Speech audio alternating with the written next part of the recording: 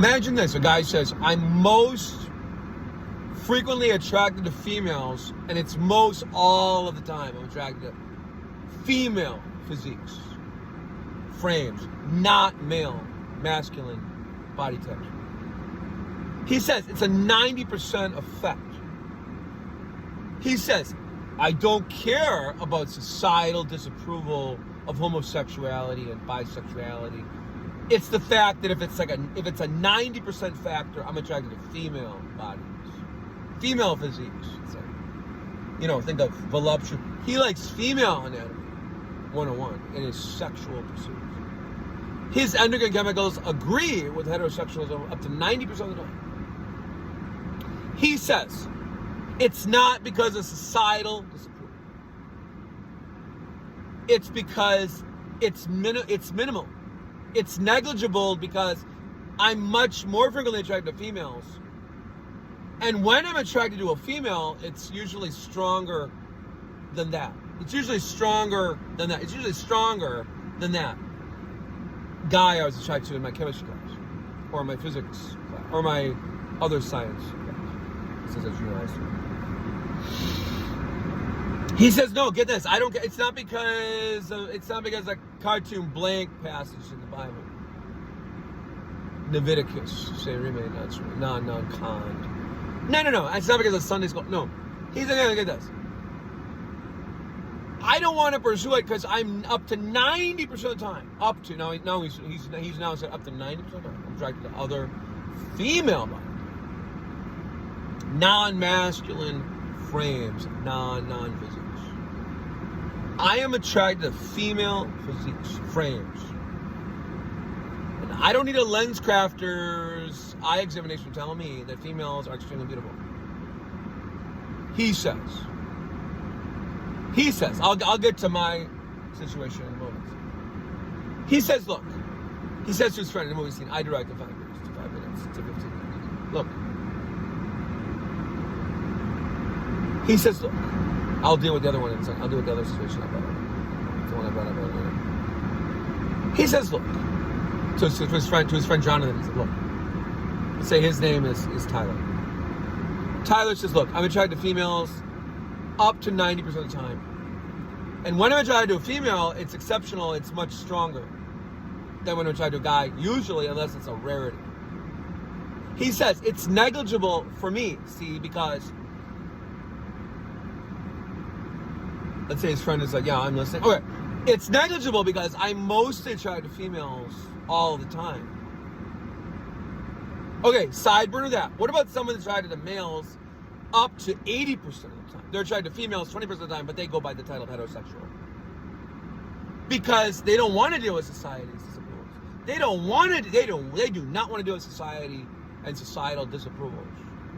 They do not want to deal with societies nor societal disapprovals. They don't want to deal with it because they saw the Revenge of the Nerds miniseries in 1984 or whatever. And they find that oftentimes nerds are associated with homosexuals, or the opposite. Homosexuals are somehow lumped, non-lumpy into the categorically as nerds.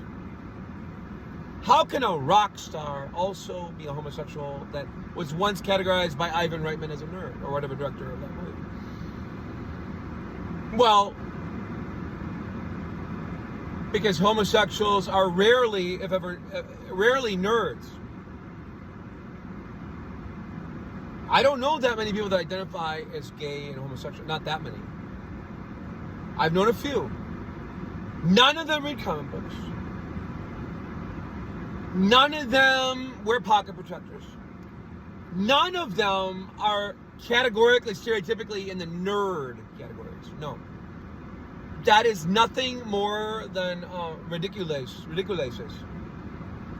That Lamar, the actor portrayal of Lamar, that he happened to be gay, he happened to be a homosexual, behaviorally, supposedly, and also happened to be a dork. Categorically, or quote categorically, that was a devilish Ames, not Iowa. It was supposed to make somebody like, well, I don't know, me, myself, Michael Christopher, supposed to make me say, oh, see it. Now I see why I do not want to explore my homoerotic sensational sensations. Let's say Ivan Reitman directed the film Revenge of the Nerds. For me, it was like, it was like an emo Phillips comedy routine. It was like, because my last name, if you add one letter, you got nerd at the end of it. If you any of you, if you had one letter at my last name, it's got nerd at the end of my last name. Michael Christner. If you add nerd, if you had a D, it's nerd. So I actually began to semi-subtextually loathe the topic of nerds, and also I really didn't like. I made a dissectional dichotomy of mine. If it's nerdy, I'm gonna stay away. Okay, here we go deep. Let's go deep. But what is really, really nerdy is following the pack of non-wolves, non-timber wolves. What is really, really nerdy is not following thy own uniquest pathways to your own desired goals. Doing things some other way, even comparing your paperwork to somebody else, that's nerdy. You want to be deeply real. You want to be deeply masculinely real. Be your own individual. Be so confident you could wink at an extremely hot, sexy guy, a good-looking, handsome guy, and not even feel like, I don't care. I don't care what he thinks. Unless he's into it. Because if he's not into it, he's going to give me a look like this. What's with you? Or he might say, what's with you? But let's say you're like, I don't know. I just thought you were kind of cute. I thought you were kind of good looking. I don't know. Maybe it's me. Maybe, yeah, wait, maybe you're not that good looking. Like a movie scene. Maybe you're not that good looking. No. Goodbye. Like, you know, I have to make it such a goodbye. You know what I mean? It's like, finito. We're done. All because you had the audacity to flirt with a guy openly in a gas station or a restaurant or somewhere. A supermercado. You had the audacity to look at someone and go, oh. And he's going to be like, what's with you? Okay, I said, first of all, we have to be gentle. People have to be gentle with guys that are trying to explore their bisexuality. If a guy winks at me or looks at me kind of flirtatiously and I am completely not into it, I'm going to give him this. Usually, I'm not really into it. Thanks anyway. Or I'll just be like, oh, that's okay. I'm not into it right now. I'll try to go gentle, even if it's someone that's flirting with me that happens to be also a masculine male with male appendage. I'll still be gentle, like, well, I'm not really into it, but yeah, ordinarily, or sometimes I am, but not right now. Thanks anyway. See, that's being courteous to someone that's putting their schmutz on the line. It's like a new limit. They're putting their schmutz on the line. They're putting their flirtatious schmutz on the line. They're saying, I don't know if you are going to go for this. I'm going to try it.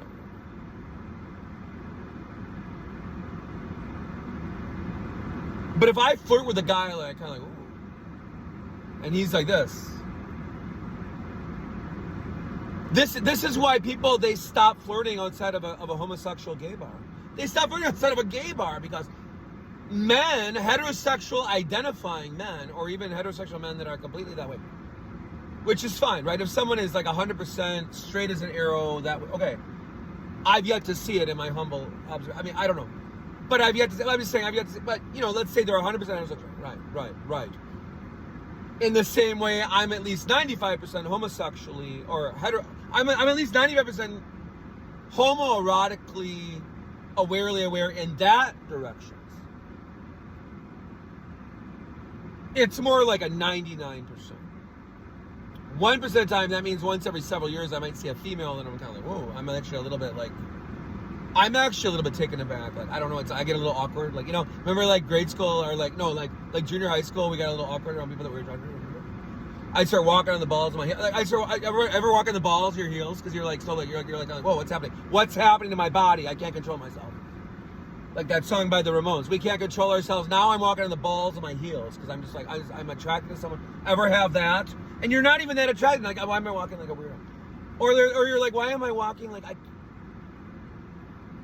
Well, I self-label I am weirder. I am weirder than weirdest. But how many of us have ever been in a situation where like, why am I walking weird? Why am I, like, I'm not even that attractive? Well, who hasn't had that situation happen at least a few times in a lifetime? I mean, like, we're just like, weird things happen, and like, you're not even, let's say you're not even really that attracted to someone, but now you feel, I think it goes back to those adolescent awkward moments. I'm glad I keep bringing up junior high school buildings. It goes back to those awkward moments where we don't even know how to plasmar el aire. We don't even know how to plasmar el aire. We don't even know how to pierce the air molecules that are stenchly suffocating us. We don't even know how to say, like, wow, you're so good looking. That we have trouble going deep and just like inviting someone to a sleepover or some activity, to a birthday party. What about a junior high student that invites an extremely good-looking guy, adolescent guy, to a birthday party? What is incumbent upon the other guy, adolescent guy? Be extremely respectful in case you don't want to go. Be extremely respectful in case it's not about homoerotic, but maybe it is, because if they don't talk much. But be extremely respectfully kind if you want to say, no, it's okay. I don't really, I'm busy. I'm busy that night. We have to be gentle with others. I think that's my deeper point I'm going to do. And we have to deal with the guys out there that are more like an 80% the other way. They're 80% attracted to guys and they're dating women because they're at least 20% attracted to women. Mistake. Remember the 1980 decade, like the guy that would jump out from the. He wished there'd be like a Dom DeLuise would leap out from behind the sofa and love seat. Mistake. Like don't date women if you're only 20% attracted to women. Date guys or just be with other guys. Have adult sleepovers. Don't hesitate to fulfill your dreams and your deepest desires if it in any way resembles feasibility for you. But if it doesn't resemble feasibility for you, that means society is steeped and stupid. We have to deal with that. We have to deal with the monkey strains of stupid. Because if society is steeped and stupid and it's so steeped, it's so stenchfully drowning out the real life, think of like the Depeche Mode song, but more like real life. If real life is being stifled out because there's so many deeper molecules, of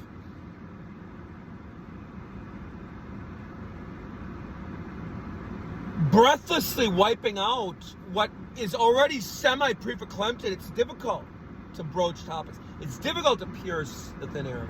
Yes. With topics such as, wow, you are so good looking.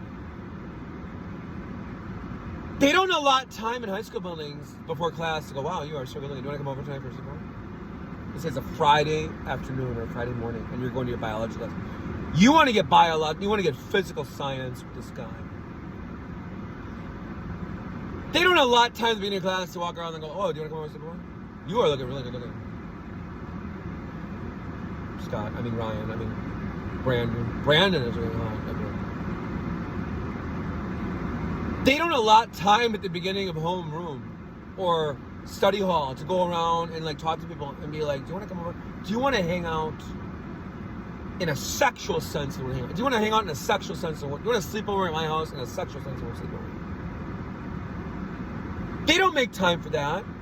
There is so much dry static rub of non-frictional, non-oilings in our vocal cords in high school hallways. I can speak from my own experience. I felt really preeclamptically stifled. Remember Cartoon Blank? Cartoon Blank said, Edith, stifle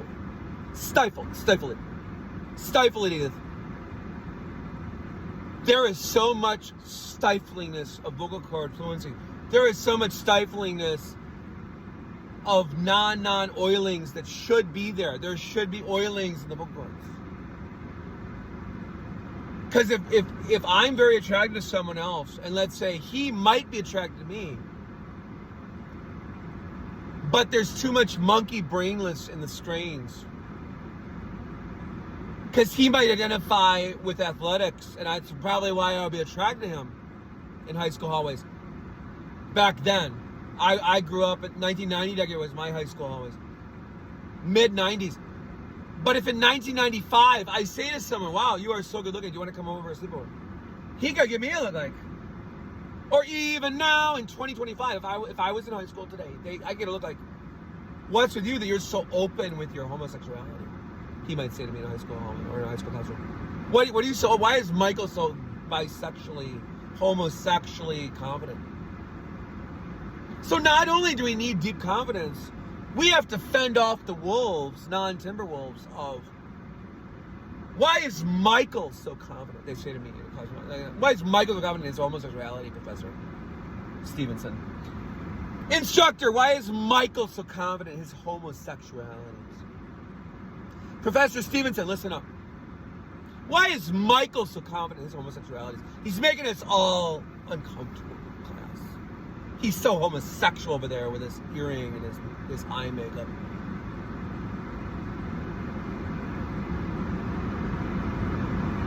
Listen up, everyone. We have to do it. We have to deal with this. Yeah. We have to deal with this. This is a moment. I did a short film in alternate area of a bordering state in Minnesota, Minnesota. I did a short film talking about adult male sleepovers. Now I'm talking about it from a slightly different angle. I'm saying, what about the 80%, 20% rule? What about the 80-20 rule? What about the 80-20s out there? But it's 80% the other ways. They're mostly attracted to other guys. But they say, well, but it's 20% of attracted to females, so, his friend is saying, so you're falling prey to societal disapproval.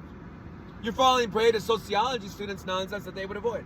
You're falling prey to what sociology students take up a cross to not do, to self or others. You're taking up a cross that you shouldn't have to carry around, which is called, somehow I pretend to give a blank about what society disapproves of and non-disapproves of. Non-disapprovingly. You're taking up a cross that Christ Jesus would tell you to put down immediately. It's not yours to pick up. You don't need to concern yourself with others, quote, stink, nor what they, quote, think. Because what someone else, quote, stinks, non-con, is none of thy business. Have a good night.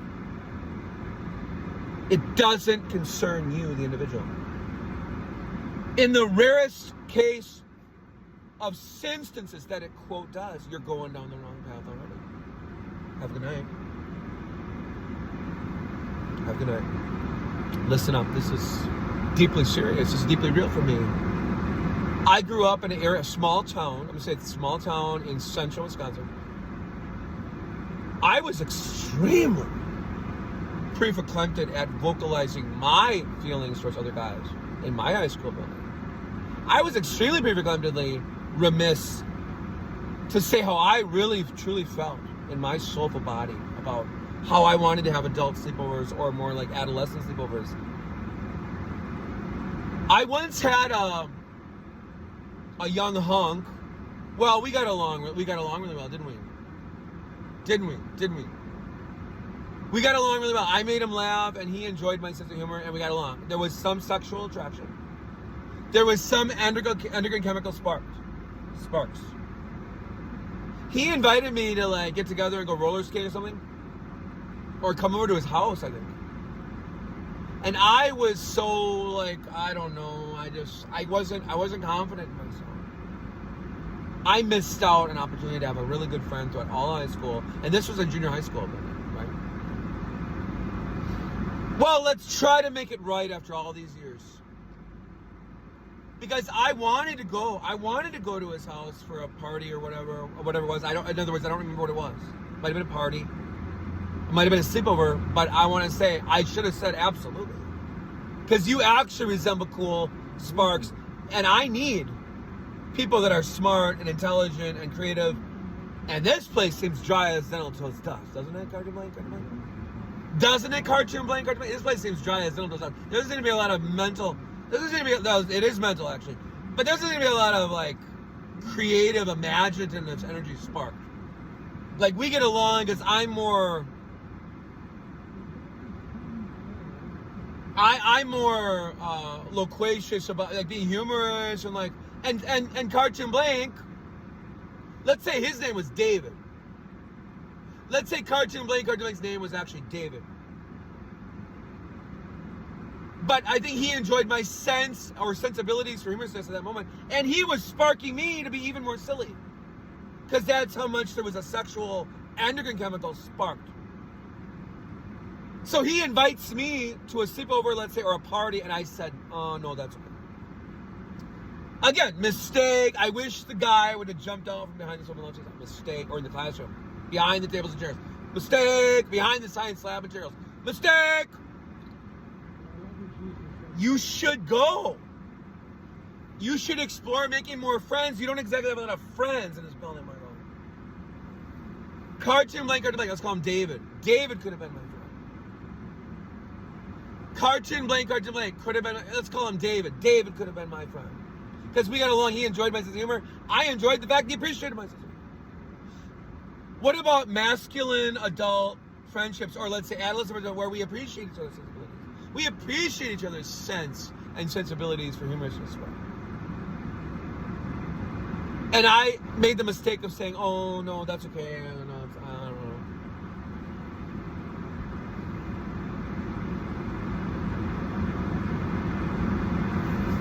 I should have said to Cartoon Blank, absolutely. I should have said to David, yeah. I'll be there with bells on. What time should I come over? What time to come over this weekend? That would have been my response if I had deep confidence in my body and soul like I have today. Mostly. Okay. But now what is it?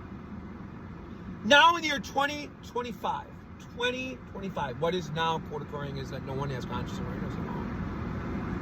So if I directly, assertively flirt with someone and say, like, do you want to hang out later? They automatically join the dots, like pin the tail on the donkey. They automatically say, oh, he means like he wants to get sexual. And their automatic response is like, no. They don't want to get sexual. But why do they automatically conjoin the dots to like, oh, he means hang out, like, oh, he wants to go directly from A to Z and get sexual immediately. I think we have to do with the monkey strains, Cartoon Blank, that says if they're conjoining dots that might be in there, like, yeah, maybe I would like to get sexual if everything goes exactly that ways. If it does. But why are they conjoining dots that might be there, but that's when we get to know each other or we get to having fun and then we want to take it to that level? Why is everyone so pre-verklempt?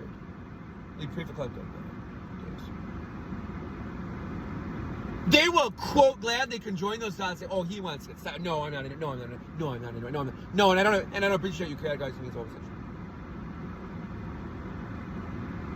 What are we saying? What do I say that's great? Yeah, I'm glad you automatically upgraded to homosexual and then I automatically want to get sexual. Just kidding. Have a good night. Have a good night.